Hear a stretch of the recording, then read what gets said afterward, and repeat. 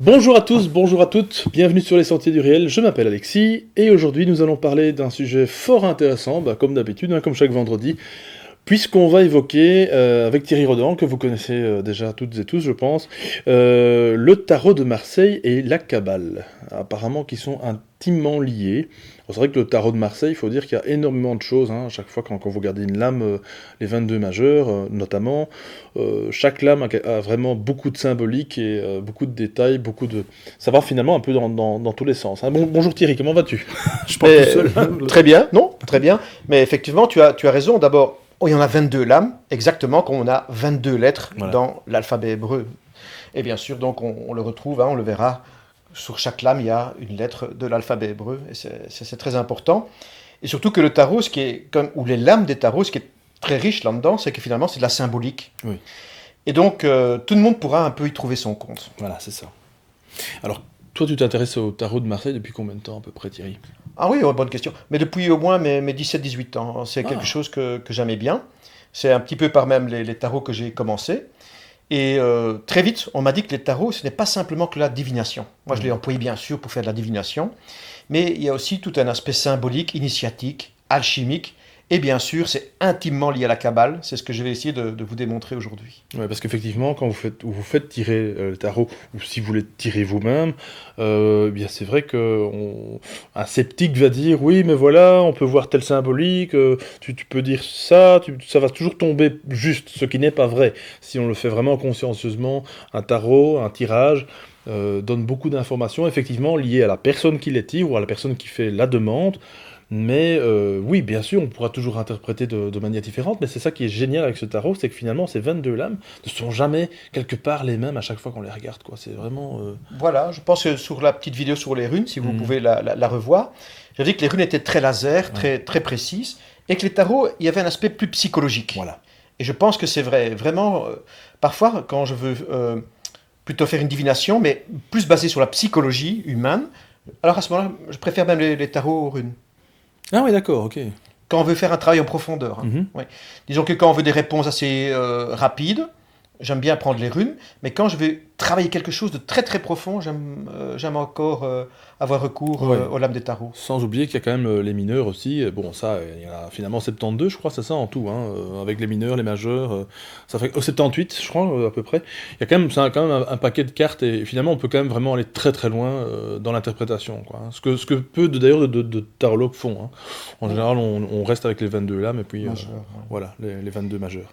Mais pour commencer un petit peu, Dis-moi. ce que je voulais commencer, c'était un petit peu. Donc j'ai classé les lames ici d'une présentation un petit peu différente. Donc je les ai mélangées pour essayer de vous donner finalement des notions de Kabbale aujourd'hui. Donc c'est un petit peu ça le sujet, c'est les tarots et la Kabbale ensemble. Et je voulais commencer par une lame que j'aime beaucoup. Donc c'est le tarot ici que j'emploie, c'est de Wirth, Oswald Wirth, qui était le secrétaire de Papus et qui a écrit et qui a de nouveau popularisé les lames des tarots avec des dessins. Il y a des gens actuellement qui essayent de retrouver encore des tarots plus originaux. Il y a quelques petites fautes, mais je pense que les fautes ne sont pas là, elles sont volontaires. Donc il a vraiment voulu mettre de la symbolique. Et ici, par exemple, il y a des gens qui l'appellent la tour foudroyée, mais lui, il l'appelle la maison Dieu. C'est ça. Et on voit, si on l'observe bien, on voit un éclair. En fait, dans la Kabbale, ce qui est dit, c'est que le monde a été créé de façon rapide, comme un éclair qui est tombé. Donc on est passé des mondes très supérieurs à ce monde-ci, qui est le monde, on va dire, de la forme et le monde de l'action. Mais il y a au-dessus de nous, il y a des mondes qui sont supérieurs. Mais il y a une retombée, comme un éclair foudroyant, que l'on peut voir sur la lame ici. Et on voit donc qu'on pourrait dire qu'il y a eu une chute. Mais à la fois, oui, c'est amusé, parce qu'en fait, si on regarde ici, certains l'appellent la tour foudroyée. Lui n'a pas voulu prendre ce terme, il a préféré appeler ça la maison Dieu. Et le petit personnage qui danse ici, on pourrait dire que c'est David. David qui dansait devant l'arche de l'Alliance. Donc la tour, on pourrait l'appeler la tour de David, ça représente notre habitacle intérieur. Et donc, le personnage, on pourrait dire qu'au lieu de tomber de la tour, on pourrait dire qu'il est en train de danser. Et on voit, si on veut, on est parti du monde supérieur. Au-dessus, il y a une couronne. Cette couronne, je l'ai déjà dit, on l'appelle Keter dans la Kabbale. Et donc, on est tombé, c'est là ce qu'on appelle la chute à travers les mondes. qui sont aussi représentés par les différentes fenêtres. Tu vois, Alexis, Oh, il y a 3 fenêtres sur la carte. Et plus la dernière, la porte, c'est ce qu'on appelle les 4 mondes dans la Kabbale. Il y a 4 mondes. On part de mondes très très divins. Et puis on tombe dans des mondes de plus en plus, comment est-ce qu'on va dire ça c'est pas le mot plus lourd, ça serait il n'y a pas de hiérarchie vraiment. Plus dense, en Plus vibration, dense. en vibration moins élevée. On va dire que la lumière est moins présente, de moins en moins D'accord, présente. ok. Mais en fait, Plus opaque. plus opaque. Mais ce qu'il faut bien se dire dans la Kabbale, et ça c'est une notion qui est très importante pour les téléspectateurs ou pour les auditeurs, c'est qu'en fait il n'y a pas de hiérarchie vraiment pure. Chaque chose, comment est-ce qu'on va dire, Est à sa place. est à sa place d'abord, et contient un degré de lumière malgré tout. C'est ça. Chaque chose, même les ténèbres, même ce qu'on appelle l'obscurité ou le noir, contient une part de lumière. Il compare ça un petit peu à une noix. Tu vois les noix. Oui. Une noix, en fait, c'est un concentré, il y a une écorce, ce qu'on appelle des écorces. Si je casse la noix, à l'intérieur, on va trouver le fruit. C'est la même chose pour le monde des ténèbres. Quand on brise le monde des ténèbres, on arrive à un monde de lumière. Et ça, c'est très important parce que finalement, quelque part, dans la Kabbale, si on veut, c'est un petit peu moins que dans le monde, on va dire, pourtant c'est le monde judéo-chrétien, mais on va dire que la notion du bien et du mal est moins définie en disant les choses. C'est-à-dire que dans certaines choses qu'on pourrait considérer comme négatives, en fait, contiennent du positif.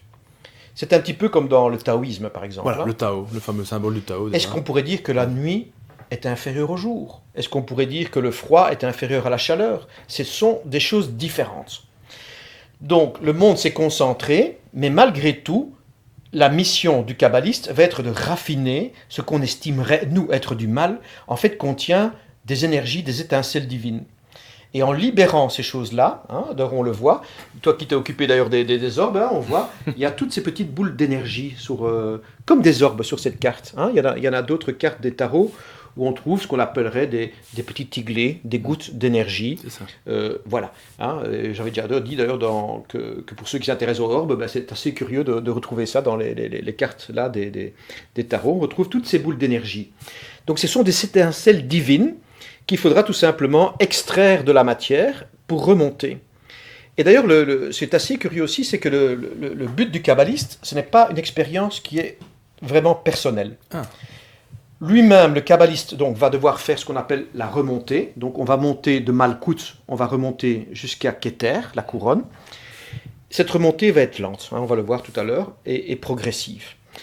Mais non seulement je vais le faire pour moi-même, mais on le fait, je l'ai dit dans d'autres vidéos, dans le bouddhisme on appelle ça les bodhisattvas, on le fait aussi pour les autres. Donc le judaïsant, ou la personne qui emploie la Kabbale, va se remettre va trouver les particules lumineuses en lui, mais va aider chaque être humain à trouver ces particules en lui, et même dans la matière, dans ton mur, dans tout, il y a des particules de lumière, et on va raffiner les choses. C'est une épreuve comme la mine, un mineur, qui va extraire la lumière, et donc le but, c'est de tout ramener en haut, tu vois. Et il n'y a pas de jugement de valeur, il n'y a pas un monde inférieur, un peu plus supérieur. Ils sont là. Mais il y a un degré d'amour, on va le voir tout à l'heure, j'en parlerai quand on va arriver à la carte du pape. Par exemple, mon âme doit aimer mon corps, mon esprit doit aimer mon âme. Donc c'est pas que là, l'esprit est supérieur à l'âme et l'âme est supérieure au corps. Il y a une relation d'amour entre tout, et le but final, à la fin des temps, quand le Messie reviendra, comme ils disent, ou bien peu importe, c'est des images, Bien sûr. les mondes vont se remettre ensemble. Donc le monde de la matière ne sera pas oublié. Simplement, il sera mis en lumière. Donc toutes les expériences que l'on vit au quotidien, au niveau de la Kabbale, c'est des choses très précieuses. C'est ça. C'est des choses très très précieuses. D'accord. La deuxième lame que je vais présenter, c'est la papesse. Moi, j'aime aussi bien l'appeler la sagesse. Et on voit effectivement, on le sait, dans l'arbre des Éphirotes, il y a les 2 colonnes que l'on va retrouver ici. Il y a une colonne qui représente, je vais dire, l'aspect de rigueur. Mais la rigueur dans le bon sens du terme, un petit peu ce qu'on pourrait appeler une certaine discipline. Et il y a une autre colonne, il y a une que l'on appelle Jacquine et l'autre qu'on appelle Boaz dans les choses. L'autre colonne représente la miséricorde. Et dans les courants mystiques juifs, eh bien, eux, ils estiment que les deux colonnes ne sont pas vraiment de même valeur. Ils estiment que la miséricorde est plus importante que la rigueur. Pourtant, moi, j'ai eu on va dire un mentor, un maître spirituel dans la Kabbale, que tu connais, qui est Tibor, qui est décédé à présent. Dans la dernière vidéo que j'ai faite, il était encore vivant, j'en ai parlé de lui. Il est décédé. Lui, peut-être parce qu'il avait senti mon caractère, il avait beaucoup insisté sur la rigueur des choses, sur la discipline. Pour lui, quand on commence un chemin spirituel, la discipline est très très importante. C'est plus constructif surtout, parce que la miséricorde, Eh bien, finalement, dans certains courants de mystique juive, on dit que la miséricorde sera plus importante que la rigueur. Ah bon, tiens. Ouais, bon, c'est un point de vue, quoi. C'est un point de vue dans la mystique juive, en tout cas. Et d'ailleurs, on l'a dit, donc en fait, il y a donc 10 zéphirotes et il y a 22 lettres dans l'alphabet hébreu, ça fait le nombre 32. Et le nombre 32, en hébreu, ça veut dire le cœur. Donc c'est une voix qui doit quand même être cardiaque. C'est pour ça que dans la mystique juive, il y a beaucoup de fêtes, on s'amuse, ici dernièrement, au mois de décembre, on verra la vidéo, vous la verrez plus tard, mais il y a eu la fête de Hanouka, la fête de la lumière. Oui. C'est une fête très joyeuse, il y a de la musique, on allume des cierges. Donc la mystique juive est très joyeuse, on insiste beaucoup sur la joie. C'est quelque chose qui est important. Mais malgré tout, on va le revoir tout à l'heure, il faut les deux colonnes. Il faut la colonne de la rigueur, d'une certaine discipline des choses, et il faut aussi, la miséricorde. Et il y avait un kabbaliste juif qui avait comparé ça à un mouvement de guitare.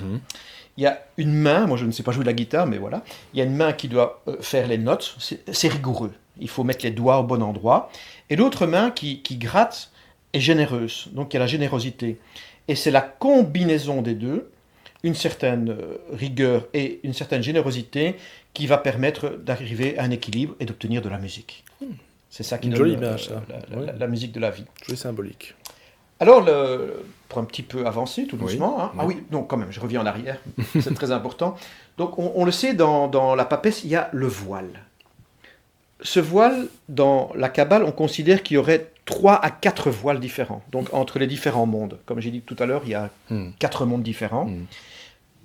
Entre chaque monde, il y a un voile qu'il faut lever. Et donc, c'est tout un exercice. Le premier voile, c'est tout simple. Beaucoup de gens vivent dans un monde matériel, d'accord, il y a la matière autour de nous, qui, je le rappelle, dans la Kabbale, n'est pas du tout considéré comme négatif. C'est le monde de l'action. C'est dans la matière que les choses se passent. Mais, malgré tout, il faut aussi se rendre compte que derrière le monde de tous les jours, de la matière, en tout cas pour moi c'est quelque chose qui me paraît évident, mais peut-être, j'espère pour les auditeurs aussi, mais il y a quand même au-dessus de ce monde, un monde spirituel. Tout à fait. Il y a quelque chose. Ça c'est le premier voile, c'est qu'on se rend compte, oui j'ai un corps, oui j'ai un corps matériel, j'ai ma maison, j'ai tout ça, j'ai ma voiture. Ça c'est un monde qui est très bien, c'est un monde il faut l'aimer. Dans le système kabbalistique, c'est pas un monde comme dans, on va dire, chez les gnostiques, où on dit, tiens, non, la matière, quelque chose de vil ou de quelque chose de... Non, puisque dans la matière, il y a la présence de Dieu. Dieu s'incarne jusque dans la matière. Mais on ne se limite pas à la matière non plus, et on se rend compte qu'au-dessus de ce domaine-là, il y a un premier voile, il y a un monde spirituel. On peut s'en rendre compte, je ne sais pas moi. On a une NDE, on a une petite élimination, et voilà, donc on se rend compte que la vie de tous les jours, c'est très très bien, mais il y a quand même des mondes au-dessus. Invisibles, oui. Des choses qui ne sont pas forcément visibles à l'œil nu, quoi. Voilà, et ça, je pense que c'est quelque chose qu'on se rend compte, en fait. Si tu veux, le mot matière, est très féminin, c'est mother. Mais cette matière, si elle n'est pas, fécondée par l'esprit qui vient chapeauter la matière, il y a quelque chose de stérile, comme une femme qui ne serait jamais tombée enceinte. Voilà. Donc le monde de la matière est très bien, mais quelque part, il faut le féconder par l'action de l'esprit. C'est ça aussi, l'éclair que l'on avait vu dans la première carte. C'est une fécondation. Il ne vient pas tellement détruire la tour, il vient surtout la féconder. Donc l'esprit est fécondateur et va donner du sens à notre existence. Et c'est là qu'on va passer, par exemple, du corps physique, on va passer à des corps qui seront de plus en plus spirituels, tu vois. Chez eux, il y a un corps très très physique, puis il y a un corps qui est un petit peu comme en Chine, c'est assez curieux que toutes ces traditions disent la même chose, qui est lié au souffle.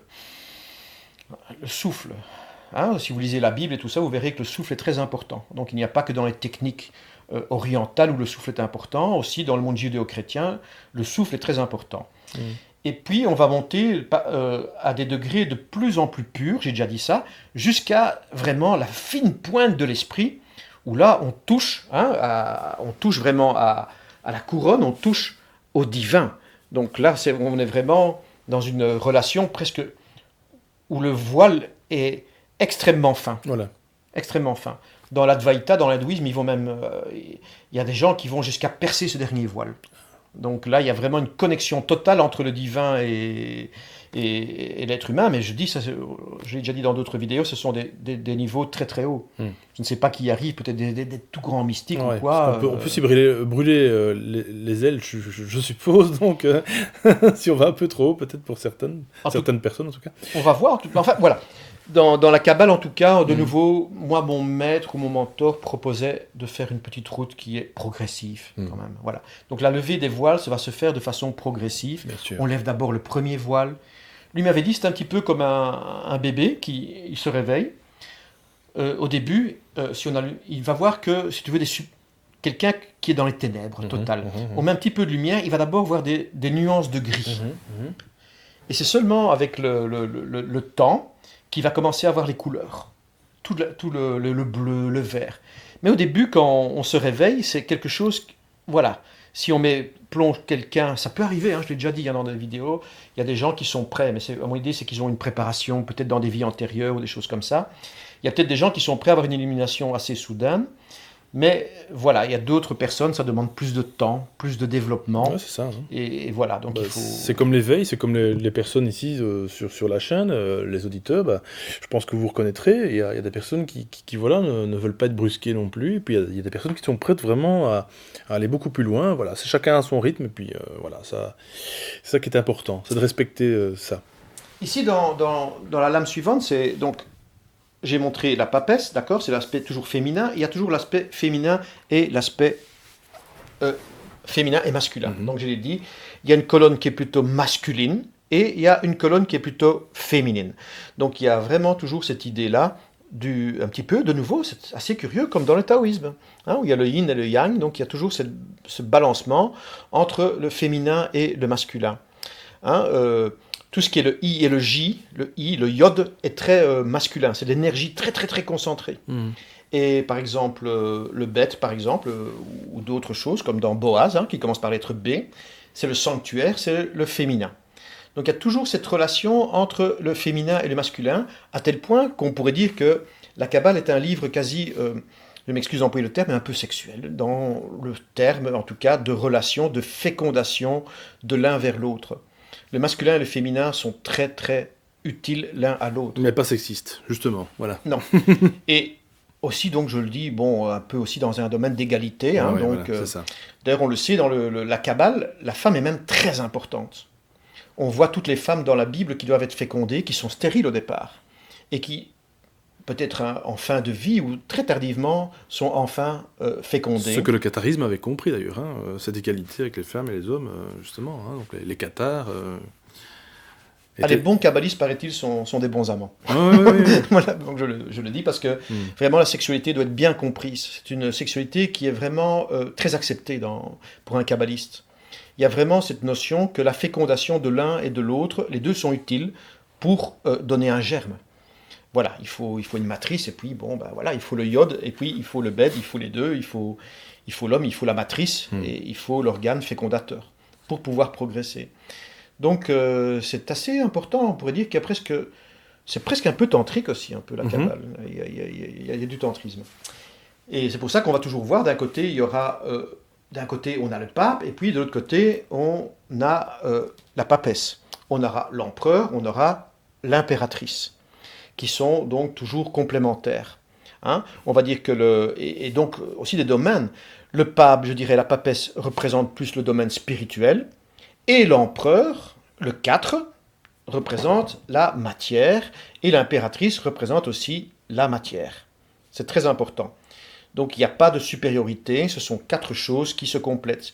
Il y a, je veux dire donc, l'empereur c'est le matière masculin, l'impératrice c'est le féminin matière, et puis on a le spirituel féminin et le spirituel masculin. Donc on a les 4. Voilà, pape, Une certaine papesse, stabilité finalement. empereur, Voilà. impératrice. Et donc, je l'avais déjà dit aussi dans une vidéo, on voit qu'il tient toujours, il a une tiare. La tiare, c'est toujours les 3 degrés.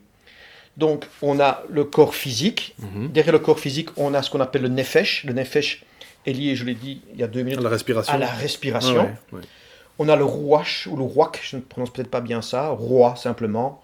Quand on le retourne, ça fait aor, c'est la lumière, nour, la lumière. On a un corps lumineux, et puis tout au sommet, on a le neshama, et dans le neshama, il y a encore 2 autres parties. Il y a ce qu'on appelle la partie vivante et la partie qui est unique, l'unicité. Parce que chaque être humain, dans la Kabbale, est considéré comme unique. Ouais. Et cet unique va quand même se mettre avec Dieu, tu vois, qui est le un. Une communion, quoi, en quelque sorte. Mais malgré tout, donc c'est toujours une relation qui n'est pas d'une brusquerie. Il n'y a pas de grande fusion, il y a toujours une relation d'amour. Par exemple, Roi doit aimer Nefesh, Mhm. Neshama doit aimer Roi. Ok. Et voilà, et s'il n'y a pas d'amour entre les 3, il y a un problème. Donc il faut aimer son corps physique, il faut aimer son âme, il faut aimer sa psychologie, et bien sûr tout ça est chapeauté par l'esprit, qui lui, avec 2 facultés d'être vivant, ultimement vivant, éternellement vivant, a la possibilité d'être unique et en même temps de s'unifier à Dieu. Là on est vraiment dans les degrés de Keter, très très haut. Donc ça c'est vraiment des choses formidables. Et donc on le retrouve ici donc dans la carte du pape, avec sa tiare, avec les différents mondes, Nefesh, Roi et Neshama, qui montent là. Ici donc je l'ai dit, c'est l'impératrice. Aussi, tiens, dans une des 2 colonnes, d'après un de mes maîtres en Kabbale, ça représente aussi l'amour. Et en fait, dans l'amour, mon maître en Kabbale m'avait dit, il y a 2 approches dans l'amour, il y a un piège. Le premier amour, c'est un amour qui attache, qui emprisonne l'autre, tu vois. Ça, c'est un amour possessif. Et quand on va dépasser ce stade dans ce travail de cette colonne-là, on va arriver à un amour qui est libéré. Et là, ce n'est plus l'autre, je le possède, je l'ai, c'est à moi, c'est ma possession. C'est un travail d'harmonisation, de partage qui se fait avec votre partenaire, votre conjoint, votre petit ami ou votre petite amie. C'est une relation qui doit se libérer. C'est très très important cette notion de libération des choses. C'est vraiment très très important. Et par exemple, si l'empereur, ici, si on le considère alors à l'autre colonne de l'intelligence, du savoir, il y a aussi un piège que Tibor, donc mon maître m'a appris, c'est que dans le savoir, il y a 2 types aussi. Il y a le savoir, moi j'étais prisonnier de ça, le savoir livresque. Et alors on a envie de briller, vous savez, on a envie de briller, voilà, je connais tout ça et on étale ça un petit peu comme de la confiture. Et ça c'est aussi le piège, c'est que cette connaissance-là est un peu stérile. Ouais. Elle est livresque. La vraie connaissance procède de l'analyse des choses de la vie. Ça, c'est la vraie connaissance. Ce n'est pas une connaissance acquise dans un bouquin. C'est un petit peu comme quelqu'un qui fait de la natation. Moi, je peux lire 10 livres de natation, 100 livres, les techniques de crawl, de brasse et tout ça. Tant que je n'aurai pas été dans la piscine, je ne suis toujours pas un nageur. Même chose, je peux connaître le code de la route par cœur. Tant que je n'ai pas été dans ma voiture et conduire ma voiture, je ne suis toujours pas un connaissant. Donc, comme il y a un piège dans l'amour, le piège de l'amour, c'est de s'attacher à la personne. C'est un peu naturel, on aime quelqu'un, on a envie de la posséder, mais il faut quand même arriver à se libérer pour s'harmoniser. C'est beaucoup plus riche comme relation. Dans le domaine de la connaissance, c'est un petit peu pareil. Il ne faut pas se rattacher à une connaissance qui n'est que livresque, il faut essayer d'arriver à une connaissance qui est basée sur la pratique de la vie. Voilà. Donc c'est pour ça, bien sûr, que quelqu'un qui est plus âgé aura peut-être acquis un petit peu plus d'expérience, pas que c'est pas dit. Qui est sinon pas la meilleure école qui existe finalement au monde. L'école de la vie, ça c'est clair que... Voilà, ça va pour Alexis pour l'instant. Oui, tout à fait, absolument. C'est pas trop compliqué, parce que non, parfois pas du tout. Mais lance-toi, avec moi tu peux y aller. De toute façon, les auditeurs ils suivent, il n'y a pas de problème. Alors ici, c'est le 10, c'est la roue, on en a beaucoup parlé déjà. En fait, ça représente aussi le cycle de la vie. Alors, dans les systèmes un petit peu orientaux, on va dire que la réincarnation est très mise en avant dans le bouddhisme, l'hindouisme. Dans les systèmes qui sont plutôt judéo-chrétiens, y compris l'islam, la réincarnation est moins, moins systématisée. C'est-à-dire qu'en fait, elle existe. Mhm. Même dans le christianisme, c'est quelque chose que l'on parle. Mais c'est vu justement comme un acte de miséricorde. Oui. Si tu veux, parfois dans le système orientaux, on a l'impression qu'on doit revenir, on nous oblige Une à sorte revenir. d'échec quelque part. C'est une sorte d'échec. Ouais. Ici, en fait, Dieu serait bon, Mhm. il est vu comme miséricordieux, donc j'ai dit que c'était très important, la colonne de la miséricorde. Donc Dieu accorde à ceux qui le demanderaient de revenir et de reprogresser encore à nouveau dans la matière. D'accord. Donc c'est moins vu comme, je veux dire, quelque chose qui serait un échec quelque Quelque part. part, c'est louable, ça, oui, effectivement. C'est-à-dire que les gens pourraient demander de Ouais. revenir dans les choses, hein, C'est plus dans- sympa, je trouve. Hein, oui. dans la Si on a- matière. Si on a le choix, oui, c'est vrai. Ben, moi, je connais plusieurs personnes qui ont cette envie de revenir. Moi, je l'ai dit dans Ouais. d'autres vidéos, j'aurais plutôt envie de monter un petit peu. Voilà, mais je pense que s'il y a des gens qui aiment beaucoup la matière, c'est tout à fait permis de revenir, de compléter des choses. Peut-être que quelqu'un a vécu comme on va dire 5-6 vies comme homme, Mhm. et ils ont envie d'expérimenter d'être une femme. Bien sûr. Ou bien on change de relation. On a souvent connu une relation fraternelle, et puis dans une autre vie, ben non, on voudrait devenir mari et femme, ou père et mère, ou voilà. Donc la réincarnation dans la Kabbale et dans les tarots donc, existe aussi. Ce n'est pas qu'un système qui est oriental. En Occident, on retrouve aussi cette notion. Donc ça, c'est quand même fort important. Donc pour cette remontée, donc j'ai dit, c'est une route qui va se faire progressivement.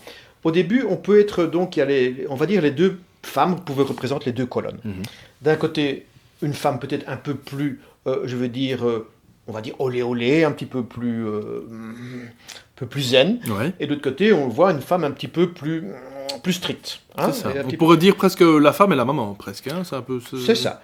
Et donc, voilà, on pourrait se dire, tiens, quelle route je vais emprunter, puisque c'est l'amoureux. Donc ici, donc cette lame-là peut représenter autre chose, hein, dans un tirage, d'accord. Le choix à faire. Les choix à faire. Voilà. Ici, je rattache donc Ouais. Kabbale et Tarot. Et donc, il va devoir faire... on a l'impression, au milieu, n'est-ce pas, on a ce personnage qui va remonter le long de l'arbre des Éphirotes, qui va donc passer de Malkout jusqu'à Keter. Il va remonter, entre autres, par Tiferet, on va le voir tout à l'heure. Et voilà, donc il pense qu'il va devoir faire un choix entre les deux. Eh bien, pas du tout. Et on le voit donc dans la suivante, donc on était le 6, dans le 7 directement, on voit le chariot. On voit qu'en fait, il maîtrise très très bien les deux chevaux. Donc il y a une maîtrise des deux choses. Il n'y a pas vraiment, il faut, comme je l'ai dit tout à l'heure, quand on joue de la guitare, on va tout simplement maîtriser les deux colonnes. À la fois la colonne de la rigueur et la colonne de la miséricorde.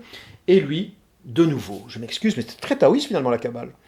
Il est centré, c'est ce qu'on appelle la voie du milieu. Hein. On le sait, le Bouddha a dû faire la voie du milieu. Il a fait trop d'ascèse, c'est pas bon, trop ascétique. Il était devenu tout maigre le Bouddha, il avait exagéré.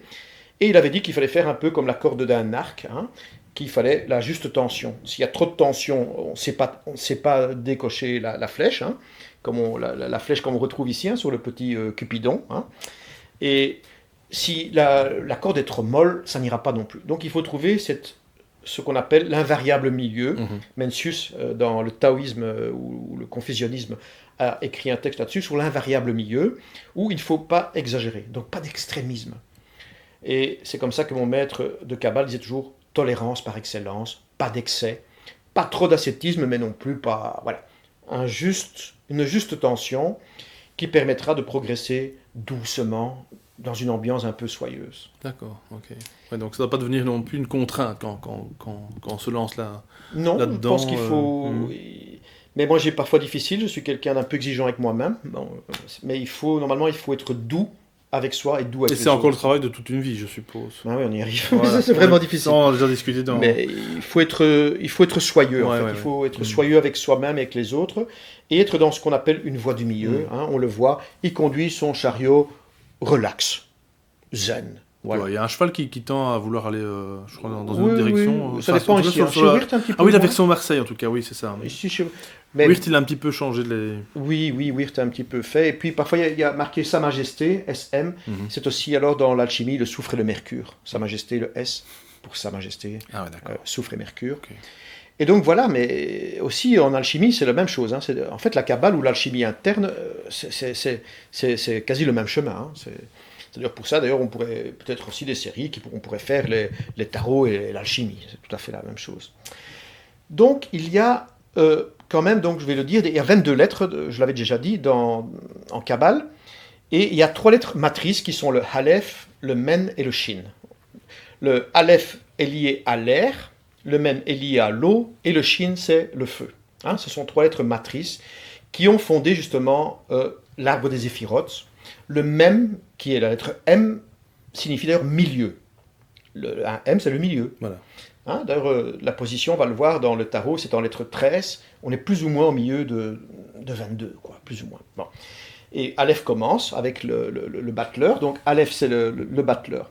Et c'est très important parce que le battleur, finalement, représente un petit peu, si vous connaissez la lettre Aleph, en hébreu, le représente. D'accord ?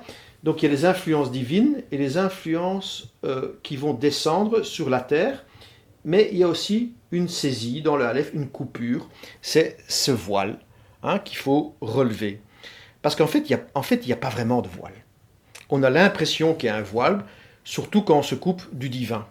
C'est ça la chute. Parce que quand on dit la chute, qu'est-ce que c'est la chute ? C'est simplement le fait qu'on est voilé. Et même, à la limite, dans la Bible, on dit que Dieu s'est retiré un peu volontairement. Il s'est mis en sommeil, il s'est retiré, il s'est reposé de son œuvre faite. Pourquoi est-ce qu'il s'est reposé ? C'est pas pour nous punir. C'est comme si, prenons l'exemple d'une famille, c'est pas possible de rester toujours chez papa-maman. Papa peut pas tout le temps être là. S'il veut que ses enfants grandissent à un moment donné, il faut dire, mon fils, fais ta route. Donc quand Dieu nous a mis dans la route de la matière, ce n'est pas du tout non plus quelque chose qu'il faut voir comme une punition.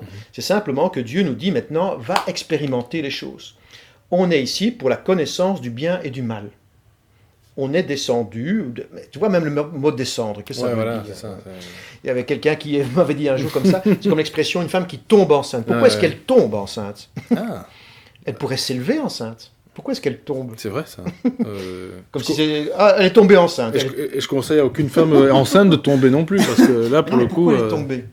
Ouais, je sais pas. Pourquoi est-ce qu'on pourrait dire elle s'est élevée enceinte ? Ouais, c'est vrai, c'est pas bête. Ça, ce serait bonne intéressant. réflexion, oui, tout à fait. Et donc...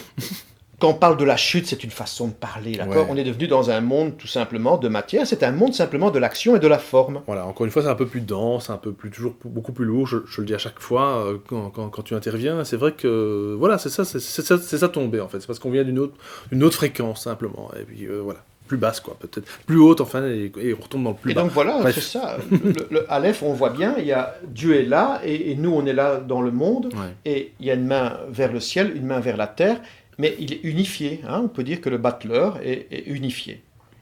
Donc voilà. Donc c'est des petites réflexions, après chacun de façon philosophique, vous pouvez être d'accord, pas d'accord. C'est comme Bouddha justement qui, je pense, si je ne m'abuse, il a une main qui est vers le ciel, puis je crois qu'il y a normalement une main qui touche le sol, je pense. Oui. Dans certaines représentations, en tout cas du Bouddha. Très important. Voilà, qui touche la terre. Donc l'autre lettre matrice, c'est le même, c'est le M. Curieusement, aussi la première lettre du mot mort. Mais je l'ai dit, mort, c'est aussi la première lettre de mutation. Bien sûr. Donc, il n'y a pas vraiment de mort. En fait, tout est dans des cycles changeants. Voilà. Donc, il y a à un moment donné aussi, dans nos vies, on a plein de petites morts. Moi, dans ma vie, j'ai vu en tout cas que j'ai beaucoup de petites morts en fait. C'est ça, il y a des morts et des renaissances tout au long de notre vie, et il faut accepter ça, il faut se dire que c'est même pas plus mal d'ailleurs. Le but, c'est de rester quand même un peu dans l'esprit du phénix. Voilà. C'est, malgré les difficultés, c'est de renaître. Moi, j'aime beaucoup aussi l'hindouisme, je ne sais pas si les gens le savent. On voit par exemple Shiva, il est recouvert des cendres. Il est recouvert en fait des cendres de ses épreuves. Shiva a amené beaucoup de jalousie. C'était quelqu'un, on voulait le tuer fréquemment parce qu'il était très méditant. Et voilà, comme ça, vous savez, la vie, il y a beaucoup de gens jaloux. Et on voulait souvent tuer Shiva par différentes choses. On lui envoyait un tigre pour le faire manger. Et Shiva, il a à chaque fois recyclé ses épreuves pour en faire quelque chose de positif.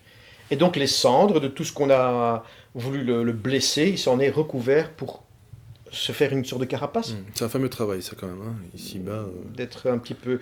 Et donc, chaque petite mort est une petite mutation. Il ne faut pas voir ça comme quelque chose de négatif. Toujours se dire que après une coupure de quoi que ce soit, il y a toujours un renouveau, et en général, c'est pas du hasard. Et donc, la troisième lettre matrice dans la Kabbale, c'est le Shin, qui est représenté par ces fées ou le Ma. Hein, sur certaines cartes, d'ailleurs, son petit chapeau fait un peu un Shin, qui est une sorte de W, un petit peu comme ça. Et finalement, quelque part, c'est le même personnage. Hein. C'est le battleur qui, au début, commence la quête spirituelle dans les tarots et qui va arriver en 22e position. Normalement, on pourrait aussi l'inverser, le mettre en 21, 22e position, ça dépend un peu les imagiers. Parce qu'en fait, la dernière lettre n'est pas le Shin, c'est le Tav, qui représente le monde. Okay. Mais voilà, on peut inverser les deux cartes, c'est pas très grave. Et donc c'est le même personnage, simplement, il arrive en fin de sa quête. Donc le Aleph et le Shin sont liés, et au milieu, il y a le même, la mort, quoi. Hein, donc dans les 22 lettres. Ça va jusqu'ici, c'est pas trop... Non, ça va, c'est bien, très bien. Et puis donc, je l'ai déjà dit, il y a 7 lettres doubles. Double dans le sens où on peut les prononcer de deux façons. Je ne suis pas très bon linguiste, mais on peut faire par exemple, on va dire en français, un D dur ou un D mou, tu vois, un C dur, un C... Je sais pas, il y a deux façons de le prononcer. Hein, et alors, on met un petit point en général, comme ça on sait comment est-ce qu'il faut le prononcer. C'est comme si un peu, si on dirait, prenons un C. On peut faire un C ou un CC dit. Voilà, exact. Voilà. Donc il y a 7 lettres doubles qui représentent les 7 astres majeurs, hein, la Lune, Mercure et tout ça. Et il y a les 12, pour ceux que ça intéresse, regardez ma vidéo sur les alphabets extraterrestres, où j'explique tout ça en détail. Et les 12 qui représentent les 12 constellations du zodiaque. C'est ça. Donc on a 3 plus 7 plus 12 font les 22 lames des tarots ou les 22 lettres de l'alphabet hébreu. Donc Dieu, par la puissance des lettres, a créé l'univers entier. Donc on peut dire que la Kabbale est finalement une étude céleste, on peut dire ça. Ah oui, tout à fait, voilà, tout à fait. Ouais. Et donc là aussi, il y a peut-être un jour des gens qui viendront t'en parler, Alexis. Chaque lettre, on peut travailler dessus, un peu comme les runes, j'ai dit, hein, quand j'avais fait sur les runes. Là, ça serait un autre débat. Chaque lettre peut donner une puissance, imprégner notre être profondément. Un outil, quoi. Et être des outils de protection, de création, etc., etc. Il y a des gens même qui s'amusent à... Il y a des prononciations des noms divins. Hein, il faut les connaître. Adonai, El Shaddai, Elohim et tout ça, il faut les connaître jusqu'au nom suprême. Hein, et il y a des gens qui font une sorte de yoga où chaque jour, ils récitent, il y a un ange, par exemple le lundi, je le dis, hein, lundi c'est la lune, c'est Gabriel, et ainsi de suite. Hein, voilà. Une sorte de mantra, en fait, quelque part. Mercure, c'est Raphaël. Okay. Bon. Et donc on peut invoquer un ange, on peut invoquer un son et un nom divin. Il y a des gens qui font ça, ils travaillent comme ça tous les jours, et ça pourrait, paraît-il, donner des résultats, une sorte de yoga kabbalistique. Méditation. Mais bon, voilà, moi je connais des personnes qui le font. Bon, peut-être qu'un jour ça me prendra. Mais bon, on ne sait pas tout faire dans la vie. Hein, non. C'est ça, donc. Bon, on est déjà quand même à la moitié du tarot, là, pour le coup. On arrive déjà... tout doucement il y a pas beaucoup, à la deuxième partie, oui, c'est clair, mais c'est vrai que j'invite effectivement les auditeurs à aller voir, après cette vidéo en tout cas, si vous ne l'avez pas encore vu, les vidéos sur les runes et effectivement les lettres extraterrestres, puisque ça se complète. Vous allez voir, mais voilà, on pouvait décemment pas faire justement une vidéo en réunissant en tour à la fois, c'est juste c'est indigeste. Impossible, donc voilà, comme tu as dit, il faut apprendre les choses, lever les 4 voiles tout doucement mais sûrement. Voilà, alors la suite mon cher Thierry. Mais les tarots aussi nous invitent, et je l'en ai parlé aussi dans le chemin spirituel, une autre vidéo décidément, où je dis qu'il y a 4 vertus qui sont quand même importantes dans la vie.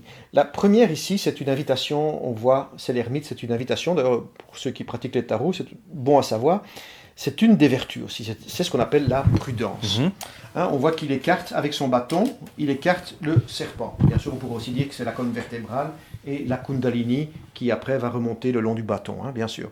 Mais il éclaire sa route avec une lanterne ici. Et donc, c'est une invitation à la prudence. Moi, je l'avais dit dans la vidéo sur le chemin spirituel, notre moi profond a besoin de protection. On a une conscience ici, au fond de nous, qu'il faut protéger. J'avais parlé d'un château, le château intérieur de Sainte-Thérèse d'Avila, pour ceux qui ont écouté la vidéo. Et j'avais dit qu'au centre du château, il y a un cristal très pur qui serait justement cette Neshama, qui est ce cristal pur qui touche Dieu. Lui, il n'a pas de problème avec la lumière divine, ce Neshama. Mais comme dit Sainte Thérèse d'Avila, on s'est éloigné de la pièce centrale où est ce diamant pur et on est parti dans des chambres pour aller explorer tout simplement. Il n'y avait rien de mal à aller explorer les autres chambres, mais on s'est éloigné de cette chambre première de ce château et on est parti faire une exploration et certains sont même sortis du château et maintenant on est dans un monde et certains ont une inspiration à vouloir revenir au centre du château. Et pour revenir à ce château intérieur, il faut se protéger, j'avais dit, il faut mettre des gardes de son château. Et malgré tout, dans la vie, c'est ainsi, il faut mettre une certaine prudence. Il faut mettre un peu de prudence. Moi, j'essaye d'apprendre ça tout doucement aussi, d'être plus prudent, de ne pas ouvrir la porte un peu à n'importe qui, n'importe comment, n'importe où. En tout cas, voilà. Ah ouais, c'est comme sur Facebook, on n'accepte pas non plus des personnes qui ne se présentent pas. Petite parenthèse, parce qu'il y a beaucoup de gens qui me demandent un ami, mais voilà, contactez-moi d'abord quand même, si jamais... voilà, j'accepte vraiment pas tout le monde, mais bon, voilà, faut vraiment pas le prendre mal, c'est simplement que... Et une vertu qui est assez égale, d'accord, et que je mettrai tout ça dans la colonne, je dirais, un petit peu de la miséricorde. Je le placerai de ce côté-là. C'est la tempérance aussi. Il faut tempérer les choses. Ça peut lutter, je l'avais dit dans la vidéo, c'est ce qu'on appelle la psychomachie, contre la gourmandise. La gourmandise qui n'est pas simplement l'alimentation, c'est la gourmandise des choses. Il faut pouvoir un peu se tempérer. C'est toujours quelque chose qui n'est pas mauvais à faire dans la vie. Et dans la colonne de la rigueur, de l'autre côté, donc dans la Kabbale, les deux colonnes, ça va venir, vous allez les intégrer. On a d'un côté, on a besoin de force. Il faut de la force, je l'ai déjà dit. N'importe quelle chose, un déménagement, n'importe quoi. Se lever le matin. Se lever le matin, il faut déménager, il faut faire ses caisses. Il faut déployer une certaine dose énergétique, y compris dans le cheminement spirituel. Il faut une certaine force, donc on placera plutôt dans la colonne de la rigueur. Et aussi, il faut aller vers la justice. La justice, c'est quelque chose d'important. Il faut réclamer dans l'existence des situations qui sont justes. Voilà. On ne peut pas supporter l'injustice, ce n'est pas possible. Qui aurait presque pu s'appeler la justesse, pour le coup. J'aime bien. Comme la carte. Moi, je trouve que je préfère. La justice, c'est toujours un peu lié, un peu à tout ce qui est un peu police, machin. Je préfère la justesse, c'est la bonne balance. C'est bien. D'ailleurs, c'est ce qu'on dit dans le bouddhisme, c'est la pensée juste, la parole juste, l'action juste, la méditation juste, c'est juste. Ouais, c'est ça. Donc, évidemment, c'est pour ça qu'il y a la balance entre les mains, c'est-à-dire qu'il faut une voie d'équilibre. Donc, c'est de nouveau, moi, je trouve quand même très taoïste. Donc, il y a beaucoup de kabbalistes qui s'intéressent au taoïsme. C'est assez curieux. C'est foncièrement lié quelque part. Il y a quelque chose le yin, le yang, les deux colonnes, le milieu. Du coup, qu'est-ce qui a été créé avant? Mais bon, je suppose que la Kabbale est beaucoup plus ancienne. Mais moi, je pense donc... Alors, ça, c'est le mot Kabbale, ça veut dire que c'est une tradition. C'est une tradition, comme dans les runes, j'avais dit que c'était murmurer les choses. La Kabbale, c'est... certains disent aussi que ça viendrait du mot cheval, cavalier, Kabbalah. Oui, juste, c'est vrai, c'est ce que tu avais dit. Oui. C'est une tradition. Donc c'est quelque chose que Dieu a probablement donné, tradition primordiale à Adam, et qui s'est révélé une seconde fois encore à Moïse, Moïse, sur le fameux mont Sinaï, avec les tables de la loi. Il y aurait eu aussi toutes ces tables des Séphirotes auraient été montrées à Moïse, et puis il y a une tradition orale qui perpétue dans le temps, un petit peu que je l'avais dit dans les runes aussi. C'est une tradition qui se perpétue un petit peu de maître à disciple, et voilà. Et ce qui est l'avantage des tarots, évidemment, c'est que ce n'est pas des livres écrits très compliqués, c'est une puissance d'image. Et là, évidemment, après, comme on essaye de le faire ici, pour peut-être une petite heure, mais voilà, évidemment, il faudrait beaucoup plus que ça, il faudrait des journées, mais voilà, vous aurez déjà quelques petites indications. Oui, et puis bon, le but, c'est pas non plus de saouler les auditeurs, parce que sinon... Et d'ailleurs, la carte suivante que je propose, c'est de nouveau ce fameux couple, les amoureux, où ce sont justement les deux colonnes qui se rencontrent, et dans le soleil pourrait représenter aussi Tiferet. Tiferet, je l'ai dit, c'est une voix du cœur. Il faut une harmonisation des deux personnes. C'est très, très, très important. Très bonne carte, d'ailleurs. Quand on la tire, en tout cas. Et c'est ce que je souhaite à tout le monde, en tout cas.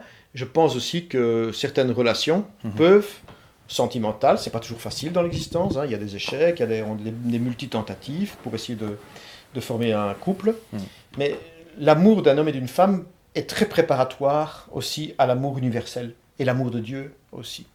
Dante, je l'ai dit, quand il monte là, il va aller jusqu'à l'Empyrée, donc il part des enfers, il passe par le purgatoire, et il remonte les 7 cieux jusqu'à l'Empyrée, on va dire jusqu'à Kéter. Eh bien, il a toute une série de personnages, et à un moment donné, quelqu'un qui est très important, c'est Béatrix, ou Béatrice pour lui. Donc c'est sa parèdre, sa compagne mystique. Et je pense que ça peut être fort préparatoire. D'ailleurs, je le dis aussi, il y a des kabbalistes qui disent que on ne peut commencer à étudier la Kabbale que si on a été marié. Bon, c'est pas moi qui le dis, hein, mais donc c'est très très important d'avoir connu l'amour d'une femme ou d'avoir vécu une vie de couple rationnel pour pouvoir vraiment comprendre ce que la Kabbale. Tiens. C'est aussi une sorte d'alchimie quelque part. Hein, voilà, une relation comme ça. Tout à fait. Ici, je passe un petit peu plus vite parce que voilà, Alors, sur quelle carte est-ce qu'on est là? C'est le diable, hein, mais voilà. On représente de nouveau le couple, mais comme je l'ai dit, donc le couple peut être vu comme quelque chose de constructeur et dans un autre sens... De libérateur pour le coup, parce que là, ils sont un peu enchaînés. Ils sont enchaînés, ouais. voilà. Donc c'est ce que j'ai dit là tout à l'heure. Enchaînés par la matière, on pourrait presque dire, hein, puisque le diable est en général représenté par tout ce qui est un peu matière également. Ici, on le dit aussi, hein, c'est le solvant et le dissolvant, donc ce sont les différentes étapes de l'alchimie. Ce sont des cartes qui parlent aussi Bien entendu. de l'alchimie. Mais donc, aussi dans des tirages, hein, quand moi je fais un tirage pour... les gens me demandent si le couple va bien se passer. Quand je tire ça, wow, alors là je suis vraiment rassuré. Évidemment, quand je tire ce genre de carte, tu vois, ça peut être par exemple un couple qui est lié par exemple par la sexualité, tu vois, par des excès sexuels, mais qu'il n'y a que ça. Hein, donc peut-être que voilà, ça peut être très liant aussi, mais voilà, ce sont parfois des couples ou des couples qui se tiennent par des dominations, des jeux de pouvoir, des choses comme ça. D'argent aussi également. Ça peut être ça. Dans des tirages, moi quand je tire... Ça peut un petit peu aller dans ce sens. Dans une sorte de folie, mais voilà. Ouais. Ici, j'ai ça, c'est le pendu. C'est une de mes préférées, ça, pour le coup. C'est l'Amed, c'est le L, c'est le 12e. Donc il y a 12 petits bourgeons, hein, si vous voulez compter. Et c'est vraiment une carte très aussi typique justement de ce que j'ai dit de Tiferet, hein, qui est au centre de l'arbre des Éphirotes. C'est un petit peu... D'ailleurs, la Kabbale le représentait de façon pré-christique déjà. On représentait déjà un crucifié. Mais c'est pas spécialement... Je dis pas que c'est lié spécialement tout à fait à Jésus-Christ, hein, d'accord. Mais c'est une carte de sacrifice. Et quand j'avais fait les runes, je vous avais dit que Odin avait dû sacrifier un de ses 2 yeux pour pouvoir avoir accès à la science des runes. Ici, le pendu aussi. Oui, et donc Odin, c'était aussi... pendu à l'envers, dans l'arbre Yggdrasil, hein, on avait expliqué ça dans la vidéo. Donc c'est quand même aussi un sacrifice quelque part, tu vois. Donc il y a... pourquoi ? Parce que la vie d'amour est une vie de sacrifice. Pourquoi ? Parce que l'ego, quand doit un peu se sacrifier dans une relation de couple ou une relation aussi au monde. Et le problème du monde, je l'avais dit dans la vidéo sur le chemin spirituel, c'est que le monde est devenu égotique et donc nombriliste, et on ramène tout à soi. Et c'est pour ça, j'avais dit que dans certaines traditions, on demande d'être au service des autres, on vous demandera de balayer la salle, de servir à manger, dans des traditions initiatiques, pour justement oublier un peu son ego, s'oublier un petit peu soi-même.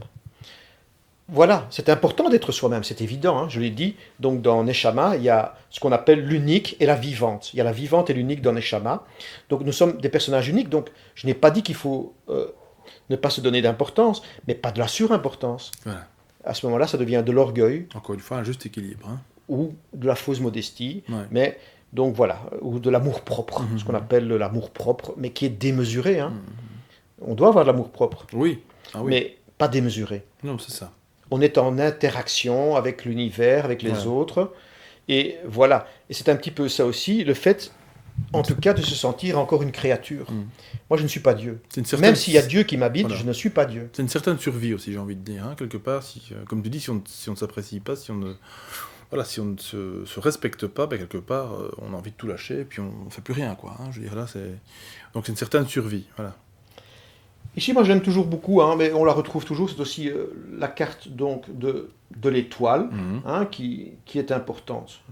Voilà, toujours une voie d'équilibre. Hein, elle a les deux urnes, un petit peu comme la tempérance. Hein, c'est toujours ce personnage qui est là. Et voilà, c'est assez important. La lune, je l'ai déjà dit aussi, hein, on montre, ce qu'on appelle les petits mystères. C'est le petit œuvre dans l'alchimie, c'est la réalisation des petits mystères, c'est la réalisation de l'argent. Hein, alchimiquement, on n'est pas encore arrivé à faire de l'or. Et la lune représente souvent, en fait, si tu veux, ce que j'ai déjà dit, c'est les états émotionnels. Donc dans la vidéo, je vous invite quand même à la regarder, sur le chemin spirituel, j'avais dit qu'il fallait essayer de réguler un petit peu le champ des émotions. Hein, la lune, c'est les marées. Quand il y a beaucoup d'agitation, la mer est agitée, il est difficile de dépasser ce stade. Alors, chose importante, là tu tapes justement dans la carte de la Lune, qui finalement, moi, je pense qu'elle représente une partie de cette année 2018, qui justement est sous la symbolique finalement et du jugement par le 20 et le 18 par la Lune.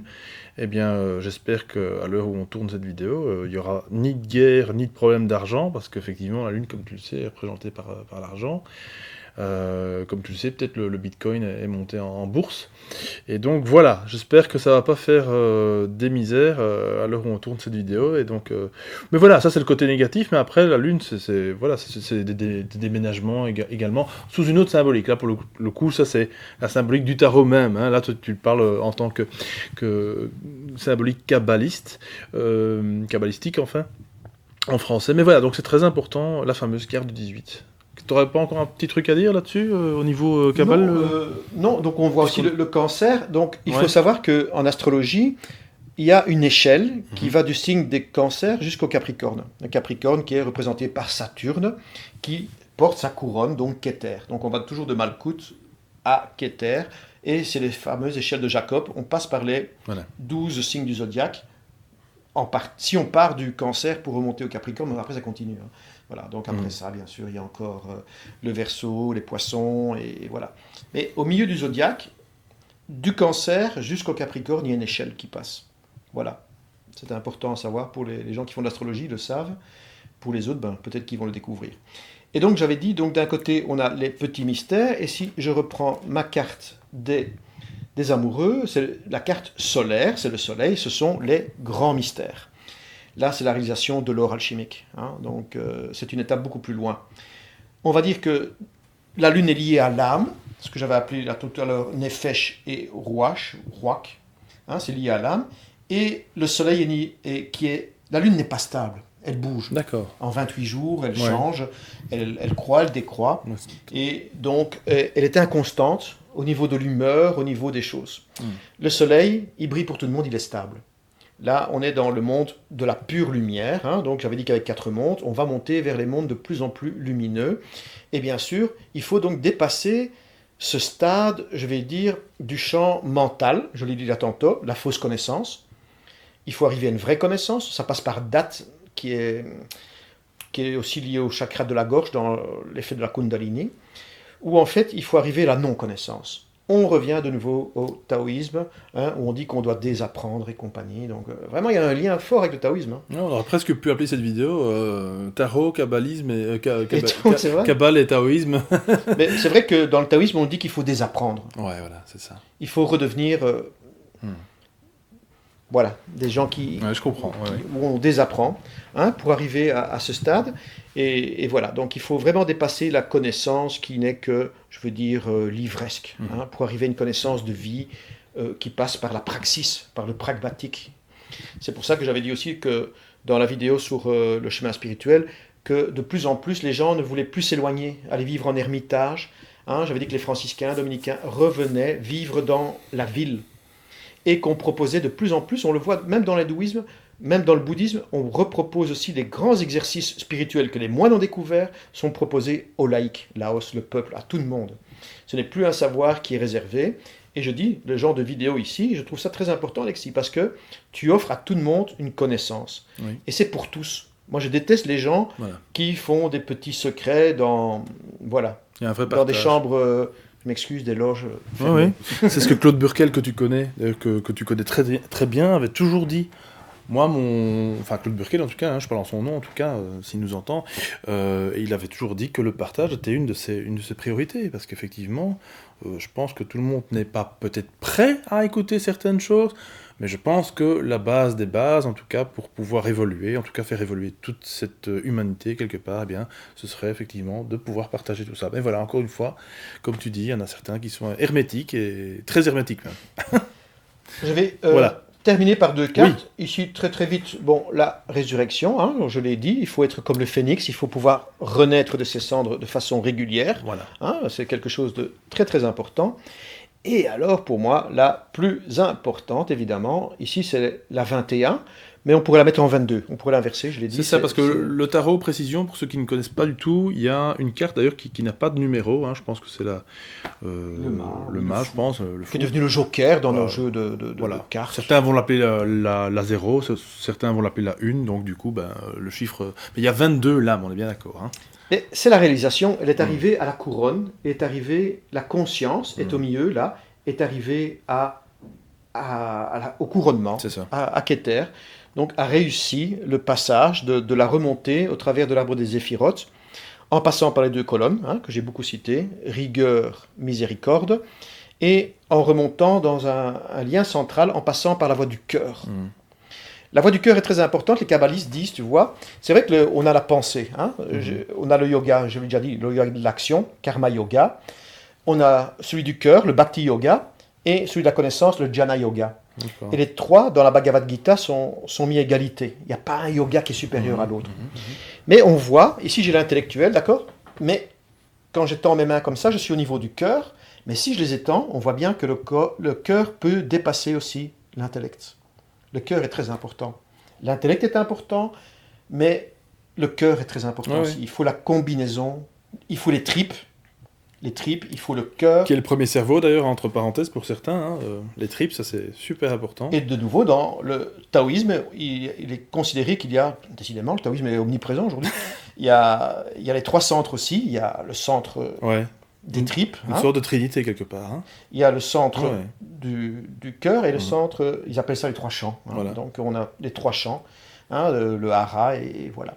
Et donc tout ça doit être bien aligné dans ce qu'on appelle la colonne du milieu, dans la Kabbale, hein, donc, qui est la voie du milieu, hein, comme je l'ai dit. Et alors, pour terminer, à moins que tu aies des questions, ici je veux encore faire un petit hommage à Tibor qui m'a dit, et je vais vous partager ça, c'est comment protéger votre conscience, qui, je vous le dis encore, est divine. Vraiment, moi je crois véritablement qu'en nous il y a ce germe divin. Et ça, c'est le trésor le plus précieux au monde. Moi, je préfère ça que des pépites d'or, que des diamants, ou que de l'Anvers m'acheter un petit diamant. Voilà. C'est mon âme, mon esprit, mon neshama, ma neshama. Ce centre divin qui est en moi, je veux le protéger. Et Tibor m'avait dit que cette protection, on pouvait parfois le mettre dans une sorte de triangle. Et les trois choses, il m'avait dit, mais imagine d'abord, il m'a dit, imagine que tu es un obélisque. La première chose, c'est de prendre un peu de hauteur dans la vie. Il m'a dit, imagine là, il y a des nuages, c'est tous les tumultes, toutes les difficultés de la vie. Je ne dis pas que c'est facile, hein, mais il faut essayer de passer au-dessus. Il m'avait dit, à la limite, regarde, c'est pas de la mesquinerie ou c'est pas de l'orgueil. Je lui ai dit, c'est très mauvais l'orgueil. Mais regarde le monde avec un peu de hauteur. Si les gens s'agitent, eh bien, laisse-les s'agiter, m'avait dit mon maître en Kabbale.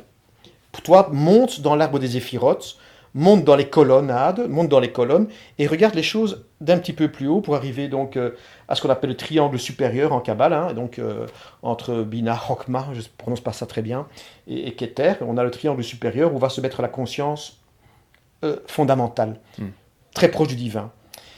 Et il m'avait dit, protège-toi par trois côtés. Et je voudrais partager ça avec vous, je trouverais ça important. Hein. Moi, je trouve vraiment cette passation de quelque chose que j'ai reçu, je voudrais le passer à vous. La première, lui m'avait dit, c'est la liberté. D'accord. La liberté, c'est vraiment, je l'ai déjà dit, c'est quelque chose d'important. Ça ne veut pas dire faire n'importe quoi, mais c'est se sentir libre. Quand dans la vie, il y a des choses qui vous entravent vraiment, c'est quelque chose qui ne va pas. Que ce soit quelque chose de dogmatique, il faut avoir ce sentiment de moksha, ils disent dans l'hindouisme, il faut ce sentiment d'être libre. Que ce soit dans une relation amoureuse, dans une relation de travail, Je ne dis pas que c'est facile Non, non. à acquérir cette liberté. Non, non, mais comme tu dis, une certaine liberté qui n'est pas profitable pour écraser l'autre. En fait, c'est une liberté, finalement. Et Tibor m'avait dit qu'au plus on est libre, au plus on sent le poids de l'infini en nous.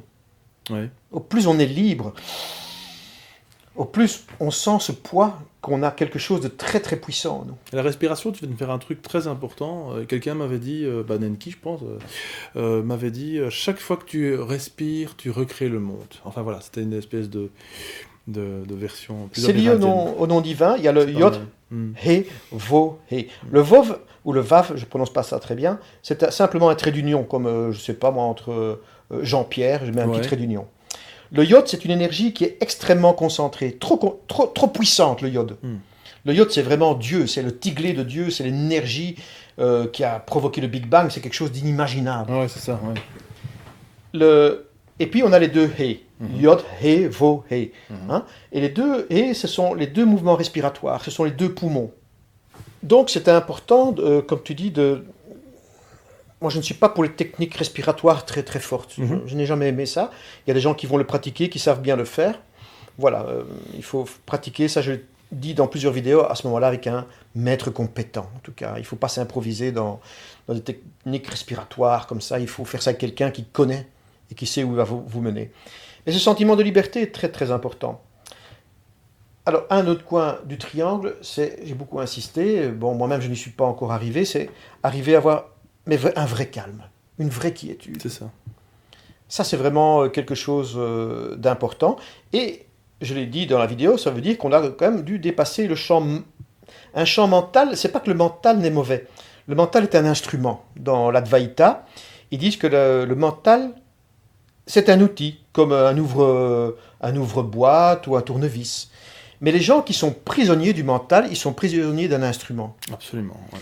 Et moi, pendant des années, j'ai eu ça. Je suis quelqu'un, malheureusement, je suis très intellectuel. Donc, j'étais très, très prisonnier de mon mental. Mais à bout d'un moment donné, il faut dire au mental, fini. Le petit bouton c'est pause. Moi le maître. Voilà. Pause, oui, voilà. C'est moi le boss ici. Et il faut dépasser son champ émotionnel. Les émotions, c'est pareil, évidemment. C'est important d'avoir des émotions. On écoute de la belle musique. Si on n'avait pas d'émotions, ça serait lamentable. Mais si je deviens prisonnier de mon champ émotionnel, dès que quelqu'un me pique ou me touche et j'explose comme ça dans un champ émotionnel, il y a quelque chose qui ne va pas. Non. Il faut que, dans l'Advaita, ils disent que le champ émotionnel, le champ mental, doivent rester des instruments de l'ego, et l'ego va être dépassé par le divin. L'ego, c'est pas qu'il est mauvais non plus, et il est présent dans le descriptif de l'être humain. Dans l'hindouisme, l'ego est présent, il est décrit. On pourrait dire d'ailleurs que c'est un outil aussi. C'est un outil. Voilà. Et c'est un outil qu'il ne faut pas négliger. Non. Je l'ai dit là tout à l'heure, soyons dans des relations d'amour. Il faut que le corps soit aimé par l'âme et que l'âme soit aimée par l'esprit. Donc l'ego, c'est pas qu'il faut le faire disparaître. J'ai dit dans la Neshama, il y a la vivante. Donc c'est quelque chose de vivant. Et il y a l'unique. Donc c'est important. Mais l'ego, en tout cas le petit moi, le petit Thierry Rodan, là, qui est incarné, n'est pas tout. Il y a quelque chose de plus. Et c'est là qu'on va lever les voiles. On va lever les voiles vers la présence divine en nous. Et c'est cette présence divine qui, au plus elle est constante, au plus vous pourrez dire que vous êtes un éveillé. Et donc Tibor m'a dit comment éveiller ça ? Par le sentiment de liberté, le sentiment de calme et de quiétude. Et alors quelque chose que j'espère apprendre dans les années qui vont me rester, c'est aussi un certain goût du silence. Qui peut passer au début par de la discrétion, être plus discret, être plus secret. Et il faut quand même se ménager un peu une sorte de silence. Et attention, c'est là que ça devient très compliqué. C'est pas parce qu'on est dans une sorte de réclusion. J'avais parlé de ça dans la vidéo sur le chemin spirituel. Il y avait un prêtre qui m'avait dit, tu peux te mettre en réclusion. Mais se mettre en réclusion, je peux le faire dans une foule. Je peux le faire dans le métro. Ça ne veut pas dire que je vais aller au fin fond d'une forêt, fabriquer une petite cabane et abandonner le monde. C'est à certains moments donnés, il y a des gens qui ont peut-être facile ou difficile, je ne sais pas. Il y a peut-être des vidéos ou des intervenants chez toi qui pourront aider les gens. C'est quand même arriver à se mettre en réclusion, même dans le bruit. Moi, je travaille avec des enfants, dans des cours de récréation, c'est pas toujours évident. Il faut parfois se mettre une bulle quelque part. Réussir à se mettre dans une... C'est-à-dire qu'il peut y avoir beaucoup de bruit, et on peut quand même être dans une sorte de silence intérieur. Mais je pense que beaucoup de gens le font inconsciemment. En fait, parfois, ils ne le savent pas. Dans le bus, comme tu dis, dans le métro, ou quand ils vont au travail, je pense qu'on a besoin de ça. C'est vraiment ces moments, mais qui durent jamais longtemps, quoi. Ça dure quelques secondes, malheureusement, parce que justement, c'est très difficile de rester dans cet état-là. Mais comme tu dis, si on peut maîtriser ça, si on peut contrôler ça, entre guillemets, bien que ça devrait être naturel, encore une fois, parce que le contrôle, justement, pourrait peut-être faire que ça ne marche pas. Enfin bon, bref, on en parlait hors antenne. Enfin, voilà, donc c'est tout à fait une espèce d'aptitude à ça, et ça, c'est grandiose. Si on arrive à ça, c'est fantastique, quoi. En tout cas, dans la Kabbale, on va de mondes très informels à des mondes formels. Ici, c'est des mondes très formels. On est dans le monde de l'action. Au-dessus de ce monde-ci, pour expliquer un peu les 4 mondes, il y a un monde qui est plus des idées. C'est-à-dire que moi, par exemple, si je vais fabriquer quelque chose dans le concret, comme un architecte, je vais d'abord être dans des plans. Et ça aussi, c'est important. C'est un petit peu ça, le livre Le Secret, toutes ces histoires-là. C'est-à-dire que si vous voulez arriver à des choses arriver dans votre vie, à du concret, eh bien, il faut un peu le vouloir d'abord dans le monde archétypal, je ne sais pas, dans un monde un peu d'idées. Et puis, on arrive dans des mondes de plus en plus épurés. Voilà, il y a des mondes de plus en plus épurés, avec des êtres de plus en plus épurés aussi. Et puis, dans les mondes supérieurs, je l'ai déjà dit dans d'autres vidéos, vu que je ne l'ai pas moi-même expérimenté, c'est difficile d'en parler. Mais il doit y avoir des entités. Peut-être qu'il y a des gens qui ont déjà accès à ces mondes-là, qui ont déjà retiré les voiles, mais on arrivera, peut-être dans combien d'années, je n'en sais rien, à des mondes très très épurés. Eh ben écoute, grand merci pour cette vidéo. Comme tu dis, on pourra en parler des heures. Ce fameux tarot de Marseille, et là pour le coup la version de Wirtz, qui a, je crois d'ailleurs, fait un autre jeu, qui est tout à fait un peu différent, où il représente le soleil également, et enfin je verrai, je mettrai le lien de toute façon. Donc voilà, et alors pour 2018, toi tu as des projets, Thierry, est-ce que tu as des projets spirituels justement? Peut-être que tu veux pas en parler, dis-moi. Mais non, je pense que ce que je vais essayer l'année prochaine, c'est comme je l'ai dit, c'est de... Bien sûr, ici, je vous explique des choses, mais il est clair que moi-même, je n'ai pas encore... Je veux dire, j'y ai touché, si tu veux. Tu vois ce que je veux dire? Mais je n'ai pas bu la coupe jusqu'au bout. Et je pense, voilà, je vais avoir cette année-ci 54 ans. Je ne sais pas combien de temps Dieu va me laisser sur Terre.